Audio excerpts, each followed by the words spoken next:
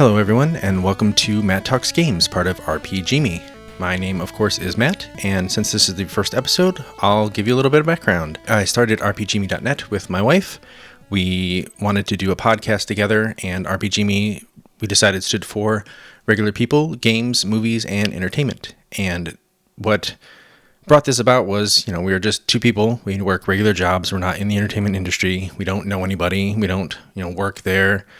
And we have regular jobs and regular lives, and we get busy a lot of the time. We wanted to start something where other people could join us and kind of, hang out with us and know that we don't always have the time to play stuff. We don't always have the time to consume stuff or watch stuff. We don't always have the money to get what's new and hot right now. But, we love all the same stuff. We're some regular people just trying to make it by. So this is going to be my game-centered spin-off podcast. How it's going to work is I'm going to have 3 different segments. I'm going to do what I've been playing and the news. And then the last segment will be what's on my mind. And that's just kind of a free-form topic editorial type section for whatever I think of at the time. Again, because we're regular people, I don't know how often I'm going to be able to make the show. I'll try to not say every week, but maybe every 2 weeks, at least once a month, try to pop in to just kind of talk about, things and hang out, and hopefully you enjoy it and you want to hang out with me and come along for the ride. And, this is just me doing everything. So it's, I don't have a good camera. I need to get a new camera. This is my first foray into video. So I'm going to try to do video editing, audio editing, all the graphics and stuff. It's just me. I'm not good at any of it, but I just want to do something for fun and kind of get out there and get my voice out there a little bit. And hopefully you enjoy the ride and come along with me. So I think we will start this episode with what I've been playing. Okay, so first up, what I've been playing, we'll start with some of the new, if you will. I had some money in my Steam wallet, so I bought the new hotness, Loop Hero. I just started it and played it a little bit tonight while I was waiting to get started.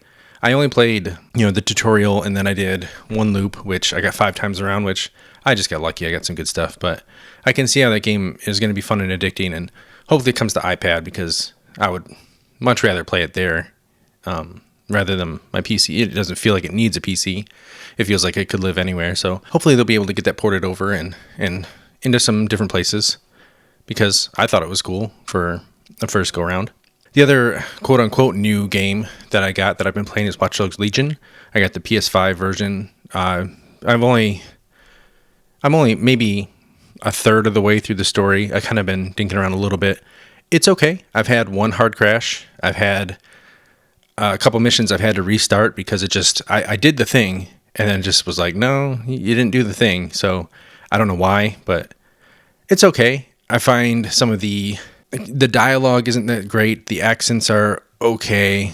I feel like some of it's kind of just bland, generic, cheesy type of thing, but I forgive that because they're trying to do this huge game where you'll be able to, you can be anyone. You can be any person you see. You can take over and recruit them and everything, and all over through the city of London. So I try to be forgiving with some of their things that they do and some of the writing, some of the dialogue, but I mean, it's okay. I think Watch Dogs 2 was a tighter experience, and it followed just one protagonist. I feel like that was a better experience all in all, rather than this game, which it's trying to be too much by letting you do whatever you want with whoever you want. But I haven't had really any incentive to go get someone else because I have a team of 6, and I pretty much can do whatever I want with a team of 6. So why do I really need to go and get 12 more people to fill out my team? It just hasn't really... There hasn't been a push for that yet, but, we'll see how it goes. Of course, it's a Ubisoft game. Of course, I'm going to finish it and probably get the platinum at some point. But, first impressions are, it's okay. One series that I've never tried, I tried a little bit because it was a PS Plus game, was Yakuza Kiwami. I played probably about 2 hours of that game to get a feel for it. It definitely felt like a, PS2 game that looked pretty. But it was interesting. I was drawn in right away. So I'll definitely want to go back and play that some more. I definitely will not get the platinum, and there's no way I can see myself spending 80 hours in that game, but it was fun for what I tried. My first outing with a Yakuza game. In between games, I was looking for something to play, and I tried the PS5 version of No Man's Sky just to see what that was like, and I remember why I loved that game back when it came out, even though, it had its problems, and it overpromised and underdelivered because of Sean Murray and what he said and yada yada, but I didn't care. I played it for what it was. I enjoyed it. I got the platinum on PS4. I just wanted to see what it looked like and how it ran and the new things. And actually, it's a much better experience on PS5. I found it was way more engaging. It was way more fun to play. I thought it looked better. So it was fun. I played it for, probably 5 or so hours just to see, over a couple nights, just to see how I liked it. But it was fun to go back. It was comforting because it's not a intensive game. It's, one that you can chill. You can put a podcast on if you want and just ease your way through it. And it was cool. I still enjoyed it. So I'm sure I'll go back to it every now and then when I have time. I played a little bit of Astro's Playroom. I haven't platinumed that one yet. I'm sure I'll get to it, but it's a really fun game. It really does show you what the DualSense is capable of. And I mean, there's nothing more I can say that hasn't been said. The song track is full of bangers.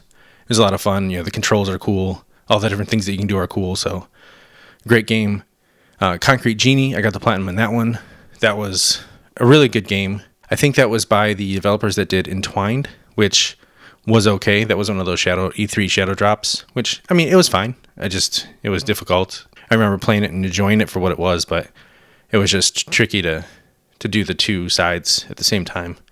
But I thought it was a good story, all in all. I mean, it's your typical, bullies, and which is whatever, because, bullies don't work that way in real life. But I thought it was a fun game. And then what was cool about it is you got 75% of the way, 80% of the way done, and then it kind of changed, and I wasn't expecting that for whatever reason, but it was a cool change. It almost made me wish that there was a little bit more game, but I really liked it for an experience. It was really fun to play. Also, another fun game to play, PS Plus, was Maneater, the PS5 version. That was again just dumb fun. It was a cool game to just go through. I feel like it didn't take itself seriously whatsoever. It was kind of parodying, your Deadliest Catch or whatever, and the mechanics and the gameplay were fun enough, but it didn't, it wasn't trying to be more than what it was. It knew what it was. I think that was the easiest way to say it. It knew what it was, and it completely delivered on that.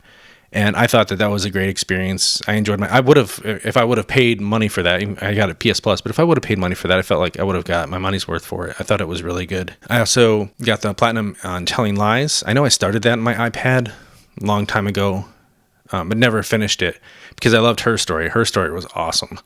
And Telling Lies was pretty good. There was a lot that I missed. I know after I got the platinum, I went back and there was still stuff that I missed. So I got to fill in some of the gaps of the story to see what was really going on. But I think they did a really good job. It didn't have the impact of Her Story. I felt like the mechanics were better, the way that you could search for things. I still think, like everybody said, it kind of a bummer there wasn't a go to the beginning on the videos. That was something that I think, if they do another one, that would be a good thing to add. But the story was good, and the way that they did it was good, and it kept you guessing on what was going on. And I had a couple clues, or I had a couple thoughts on some things that turned out to be not at all what was going on. So it was kind of cool to see how it all played out, and I hope that we do see more games from them in that sort of vein, because while there are other, full motion video type games out there that kind of make you do choices, like I can think of Erica. I played Erica for a little while, but those feel so B-movie, where, Telling Lies and Her Stories, even though they're completely different because they're not trying to be a full motion video, like you play the movie. It's a different type of full motion video type thing. I feel like that what they have, their mechanics and everything, are done just so much better in a cohesive way, where it doesn't feel you're trying to. It gives you control more of the mystery and what you're doing. Whereas with those full motion videos like Erica or Late Shift, they have a movie that they've done, and you're just kind of steering the ship a little bit, where these are more totally freeform, and you can, like I said, I missed so many videos. You can miss a bunch of things. But that was fun. It was a good game. I would recommend that one too. And the last one that I'll talk about that I played earlier this year was Ghost of Tsushima. I really enjoyed this game as well. I felt like the story was good. The combat was good. For whatever reason, though, the grind to get the platinum for this one, I didn't enjoy as much. They probably could have cut some content, or with some of the trophies that you were going for, maybe only do some of them rather than all of them, like the Fox Dens. Because it just, at some point, it just wasn't fun anymore. And it's not like some of the Fox Dens, you would find the Fox Den and you'd run for 2 minutes following behind them. And it just, when you're trying to mop up for a platinum, it kind of sours the experience a little bit at the end. And plus I felt like there was so much more that I had to do after I beat the game to get the platinum, where, if it's a 30-hour game, I might expect another 10 hours or so to get the platinum. And this one just felt way longer. And, it definitely felt like an Assassin's Creed 1 to Assassin's Creed 2. Like, I really liked it. I liked the premise. I liked the world. I liked what they were doing in the mechanics. But I'll really be interested to see where they're going next and whatever their idea is. Because I don't know if they're going to do a Ghost of Tsushima 2 per se. But if they do some sort of sequel or some sort of spin-off, I really feel like they'll be able to hone in on what they got right, and they'll be able to improve upon it, which excites me more than my enjoyment of the original game. But other than that, I just been playing my normal phone games that I play every day that I check in on. So that about wraps it up for what I've been playing. So when I come back, let's talk about some news. All right, and we're back with the news. Since this is my first podcast, I'm going to kind of touch on things from this year. Most of it is relatively recent, but some of them are a little bit older, but just wanted to kind of talk about them a little bit. The first story I had was from Wesley Yinpool at Eurogamer. He was reporting on the Sinking City drama between Frogwares and Nacon, and it's just such a weird story where Nacon is the publisher of the game and Frogwares is the developer, and they have been going back and forth between Frogware saying they weren't paid all that they were due, and Nacon saying that they did pay everything, and Frogwares were telling people, don't buy the game on Steam, and then they were saying that Nacon actually hacked their game and put it on Steam illegally, where Nacon said they didn't do that. And there's just this is such a weird back and forth between publisher and developer that you just don't see. You don't see this happen anywhere. Obviously, there was a lot going on behind the scenes that we don't know for them to be openly fighting like this about the game. But if it is true that Nacon had people, reverse engineer the game and actually take out some of the splash screens, some of the logos, and put in their new ones and make it playable enough, and then just go ahead and publish it on Steam themselves and get the money, like, it just seems so wrong on so many levels. So it just seems, it's one of those stories that you never hear. It's one of those weird deals where,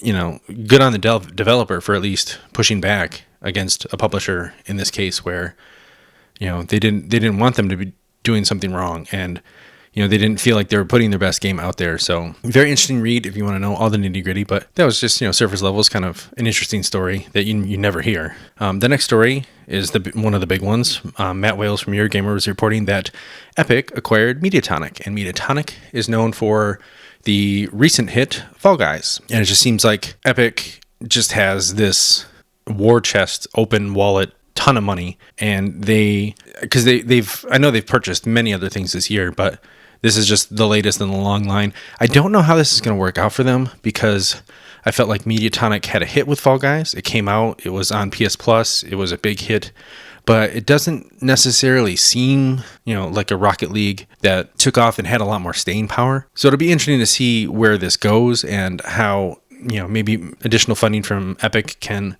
make the game bigger, because it was kind of a, when Fall Guys did announce their first season or their second season, their first content add-on, and it was nights, and it was just some games reworked, and it felt like it wasn't enough, which I know is unfair, because we're looking at Epic with Fortnite, and they get X-Men, and they get Avengers, and they get DC, and they have all these epic, huge, Alien now, and for Fall Guys to just pivot to nights or something when it was around Halloween, I think it was, when everyone was expecting some Halloween theme or something. So maybe with Epic acquiring them, they can make some more of those third-party deals that will make the game more enticing and give it a bit of a boost. Maybe get some different cosmetic items in there that would be a huge deal. And the next story was written by Brendan Sinclair, gamesindustry.biz. It was Sony shutting down Japan Studio. And this has been one of the bigger bummers around the industry, because Japan Studio was definitely one of those developers that they were just a little bit different.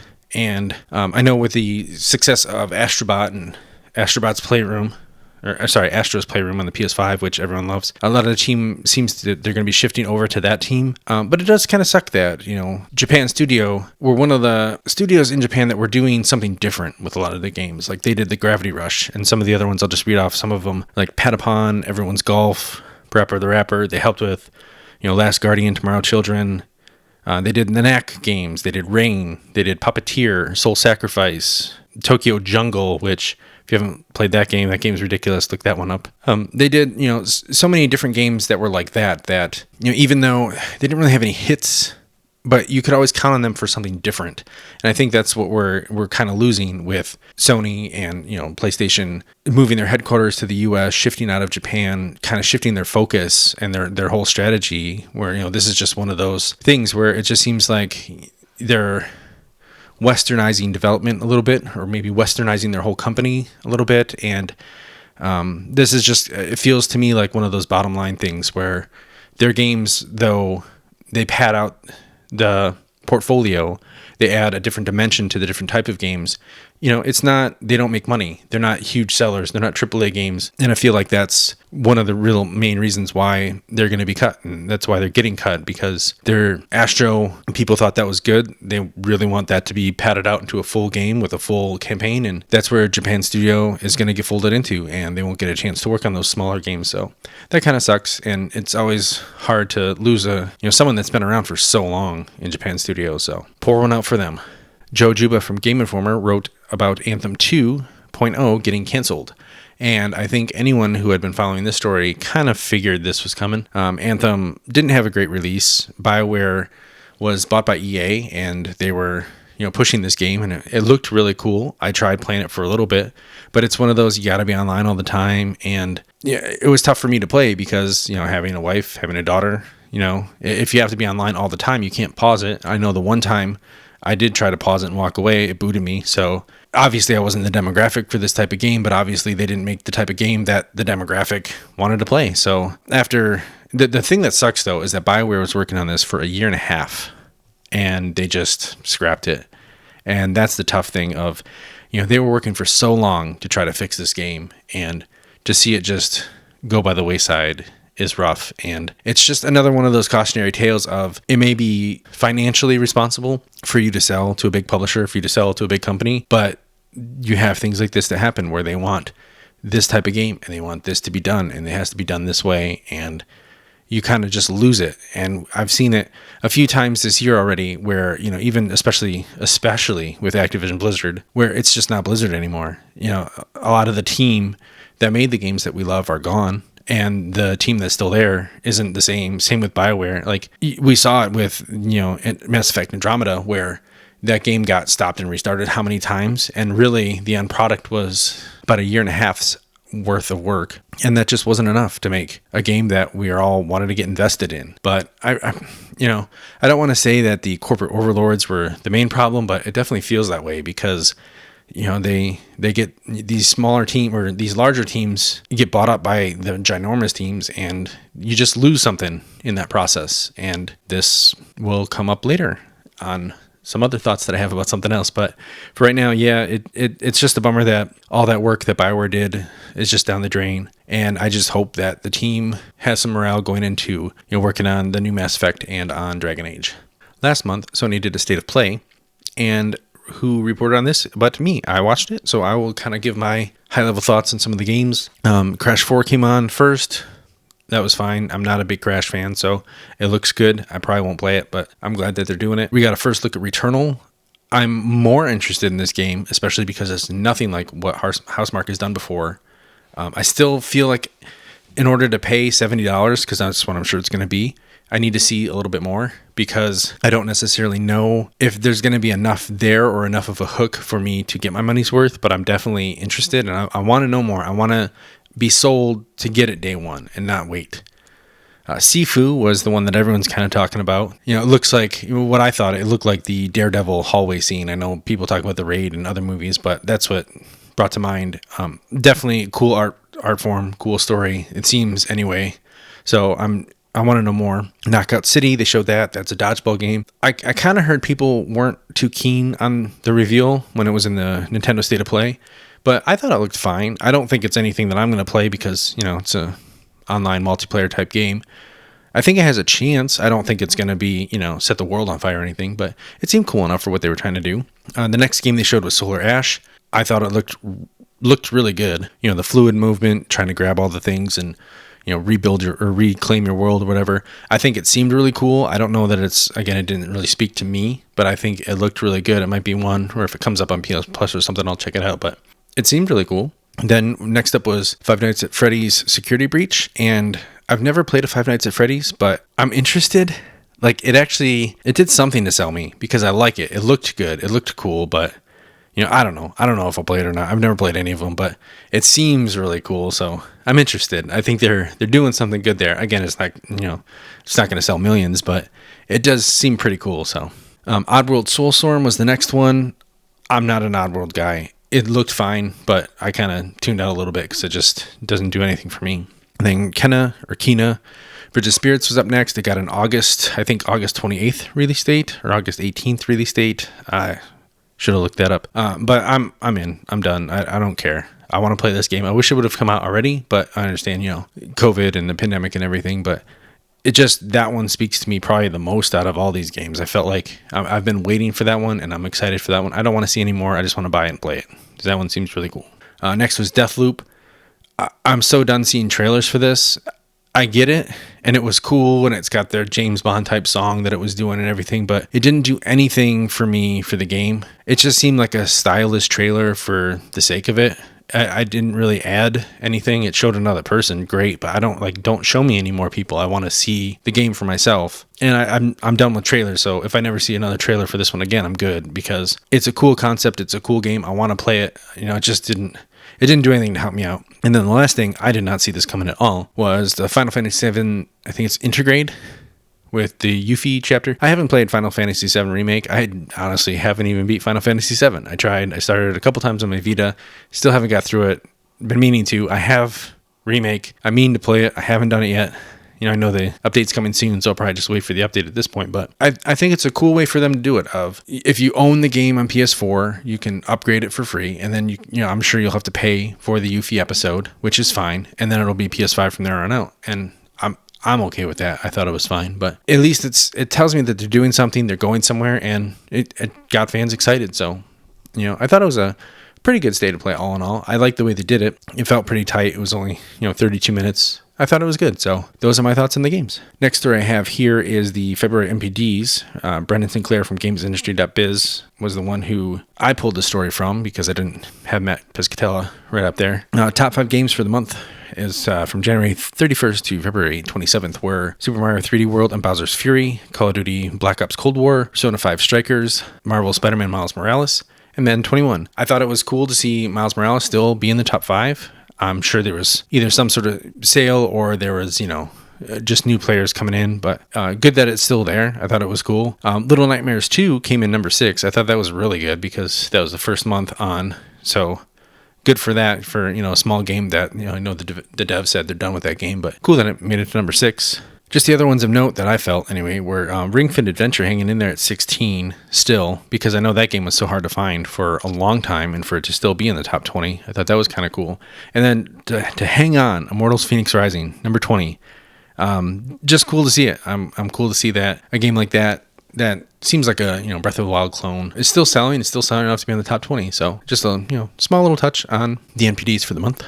Very interesting read, also on Games Industry Biz by Dr. Andreas Lober, was Good Games Get Bad Ratings. And this was a very interesting read. If you can, go over to gamesindustry.biz and check this article out. It was from March 12th. And basically what it is Germany has a new youth protection law, and they are kind of cracking down on certain things and how they're rating. And basically, reading through the article, it's not clear how it's going to be implemented, but things like loot boxes can actually take your game from getting in, what we would equivalent to like a teen rating or an everyone rating to a 16 plus rating over in Germany. Loot boxes, open chat dialogue, random elements like that could be found detrimental to children. They want to up the age rating on that and lock them down a little bit more. And I know it's just Germany. It's a very specific case, but it is an interesting way that they are trying to combat different things that they see as negative or predatory in the industry. And I just thought it was an interesting way for them to do it that, I'll have to check in and see once it gets implemented how it comes along, because over here everybody buys Madden, everybody buys FIFA, it's open, but they're basically saying because the Ultimate Team could be a form of gambling, or because you can chat with other players, they want to restrict those to 16 or older. And I know growing up I always played Madden. Obviously me growing up, Madden was a very different game, but can you imagine a 12-year-old going into a store to buy Madden, the newest Madden, and they can't because they have this ultimate team that they feel is too, loot boxy and it makes you want to pay for these games. It's definitely not a system I can see coming to the US and working, but it's interesting that they're doing it, and it'll be interesting to see if it spreads to other countries or spreads to other territories nearby and what the potential fallout for that could be, because that will definitely put more of a crunch on developers to have to change their game yet again for another territory. So just an interesting thing to keep a watch on, keep an eye on, and see how that develops. And the last story to talk about is kind of a twofer. First was Matt Kim at IGN saying that Microsoft's ZeniMax acquisition is officially complete in in North America and in Europe. They went through all the channels, everything got signed off, so the merger is officially complete. And then after that, I read the article from Matt Wills at Eurogamer. Microsoft and Bethesda kind of had a roundtable type of talk. It wasn't really anything announcements. It's just more, hey, we're here. It's official. Let's start talking about things. They announced all these games that were coming to Game Pass. And one of the quotes that I found interesting in this that everyone seems to be talking about is when Phil Spencer said, long quote, but obviously I can't sit here and say every Bethesda game is an Xbox exclusive because we know that's not true, he explained. There's contractual obligations that we're going to see through. We have games that exist on other platforms, and we're going to go and support those games on the platforms they're on. There's communities of players. We love those communities, and we'll continue to invest in them. And even in the future, there might be either contractual things or legacy on different platforms that we'll go do. But if you're an Xbox customer, the thing I want you to know is this is about delivering great exclusive games for you that ship on platforms where Game Pass exists. And that's our goal. That's why we're doing this. That's the root of this partnership that we're building. And the creative capability we'll be able to bring to the market for Xbox consumers is going to be the best it's ever been for Xbox after we're done here. And I know the thing that everyone's latched onto is great exclusive games for you that ship on platforms where Game Pass exists. And I think that is an awesome statement. And I can't wait to see how this all pans out and what is actually going to happen with the ZeniMax acquisition. But I really feel, I know everyone else is saying I'm wrong, but I really feel like games like Elder Scrolls and Fallout, there's no way they're just going to lock those to Xbox. I don't think they want that bad press. I just can't see a world where you can't get Fallout 5 on PlayStation or Switch or PC. Obviously, PC is different because of Xbox and Game Pass Ultimate, but I don't see where Elder Scrolls 6 and Fallout 5 are locked to just Xbox and PC. I think they would rather, big games like that, get them everywhere and take their cut on the PlayStation platform. I definitely think that we'll see like Prey 2 or Dishonored 3, and those will be Game Pass exclusive, and those will be Xbox exclusive. But I just don't see them wanting to go that far with it, with games that have been multi-platform and are so huge and have such a rabid fan base. I just think that it would make so many people mad. Take, Fallout and Elder Scrolls off PlayStation. And maybe we see, a year exclusivity like they did with Tomb Raider or something like that. I don't see, so many people have said that this means that all future games, or a vast majority, 90%, whatever, whoever you want to listen to will say, those games are coming to Xbox and Xbox alone. I just don't see it. I don't see them making that big a percentage of people mad and not putting them everywhere. But who knows? It's going to take years for us to see how all this pans out. But I still think it's cool. I think it's good for Xbox. They definitely needed an acquisition like this with all the studios, with all this list of games. And, they're already putting 20 of them on Game Pass. They're already there this weekend. That's huge for them. They definitely need it because they haven't had any new games. Halo got delayed and so on and so forth. But me personally, I don't see how they can do that. They can take Fallout and Elder Scrolls away from PlayStation, but time will tell. So that about wraps it up for all the news. So when I come back, we'll talk a little bit about what's been on my mind. All right, and welcome back to the last segment of episode 1 of Matt Talks Games, What's on My Mind. This segment is just going to be kind of a rotating segment, just a random topic that I think of and want to talk about. And the first one is why I haven't played Red Dead Redemption 2 yet, and why I probably will. Red Dead Redemption 2 falls into a category of games of, having a protagonist that I can't get behind.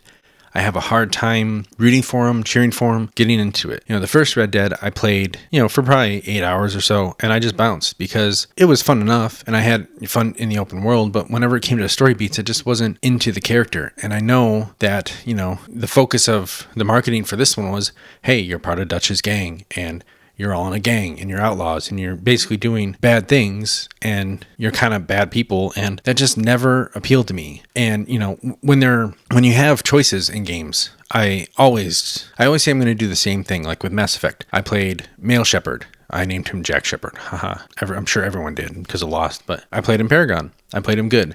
And I always said, I'll go back as FemShep and I'll play her Renegade. And I never got around to it. Maybe 2 years ago, played 2 hours as, Renegade FemShep. Same thing with Fable. I played all the Fables and I went, the good morality path. And I always said, I'll go back and play again as the bad morality path, see what the difference is. And I never did. Same thing with Dishonored.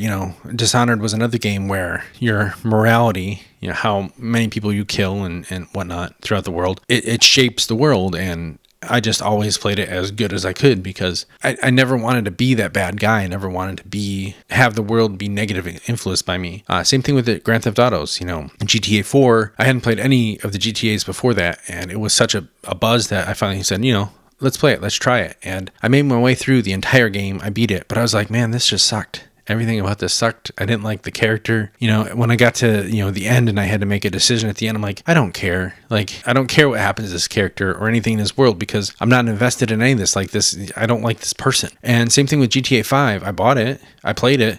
But I think I got 30 minutes into Trevor and I just bounced because I'm like, I can't root for these people. I don't like any of these people. And I think the main draw for me, or the main definitive line for me, is with the story and how serious they're taking the story and how they're pulling you through with the story. Because, that's why I'm sure I will play Red Dead 2 at some point, because the open world is so great and they put so much care, and you can ignore the story for a long time and just go do whatever you want and go hunt animals and go do side quests and just explore the world. And all of that is going to be great. And I'm going to enjoy that part. But it's just the story that when I come back to it, I'm like, I know I'm not going to enjoy it as much as I should. I just feel it. And that's one of the reasons why I've never played Bully by Rockstar, because so many people say it's such a great game and I feel like I should try it. I've always wanted to. I don't own it. I never bought it because that same thing. It's like, I don't want to play the bully. I don't want to be like the bad guy. Where I don't feel like these games really are even trying to have some sort of redeeming quality to them. That's where there are different games like Infamous or Prototype where, those series, you have the morality, but I really feel like,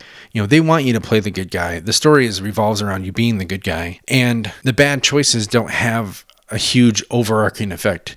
I still feel like even when it's like you take a small cutscene to make a bad choice and that's it. Whereas I feel like in these other games like GTA and the Red Dead, you're still not a great person, And there are games like, Maneater, Destroy All Humans, that those are just so over the top cartoony that they're just fun for what it is. It's not, I don't feel like the story is there that, it's meant to be taken seriously and meant to be, to draw you in and everything. They're just stupid fun games that you go have fun with. And even Last of Us 2, that's one where I'm okay with it because they were trying to tell a story, and kind of the moral of their story for those games is like, everybody sucks and we're all just trying to get by. But there's still good in those people. There's still something that I'm rooting for. I want to see them succeed. I want to see them get better, and I feel like they're going to get to be better people. Where in Grand Theft Auto and Red Dead and that, I don't necessarily ever feel like they're going to be better people. And I know that's why there are some TV shows and movies, I try to think of what they were, but I can't think of them, where I just can't watch them because I can't get into them. I can't cheer for the main character. I know the one that came to mind was House, and I know he's a jerk. He's, despicable, but he still has a heart of gold underneath, and I still root for him. I'm like, you can change, you can be better. I know you're a jerk and I know you put people off, but you're still helping people and you're still, doing good. And I think that's what's missing for me from, like the Red Deads and the Grand Theft Autos of like, they're just not, they might be bettering themselves or their family or something, but, at what cost, at what price? And it's, those games have always been hard for me of like, if I don't have someone, movies, TV shows, but games, for here, if I don't have someone I'm rooting for, if I can't get behind the main cause, I can't really get into it because I'm not enjoying it. But I know that they spent so many hours at work on that, so many years at work on that, and the game is so varied, and there's so many things you can do and so many things you can see that, I can't wait to someday go in there and someday go mess around and look at it and go hunting and ride on horseback and everything. But that's games like that will always put me off, and it's always hard to get into. So I'll wait and get them on a sale or for a birthday or something and try them then, because I just can't get into them. I'm not wired that way for whatever reason. I guess I just like being the good guy. that's what's been on my mind, and that will end the first episode of Matt Talks Games. There are plenty of ways that you can reach out to talk and be a part of the show. I am on Twitter at Matt Talks Games RPGme. I'm sure I'll make an Instagram similar to that. You can email me at show@rpgme.net. You can go to rpgme.net/mtg. I'll have a page there set up. There's also a contact page on rpgme.net where you can go and you can submit a question or a comment or whatever. You don't have to leave an email address. You don't have to leave a name. You can just write something there. So, if you don't feel comfortable emailing or reaching out some other way, that's another way you can do it kind of anonymously. This video will go up on my YouTube channel. I think that one is... if you search Matt Talks Games or RPG, you'll be able to find it. It's up there. And I'm going to try to get this out to podcast services wherever I can. So hopefully you enjoyed this first episode and you come along for the ride. And I hope to see you next time. Thank you very much. Bye.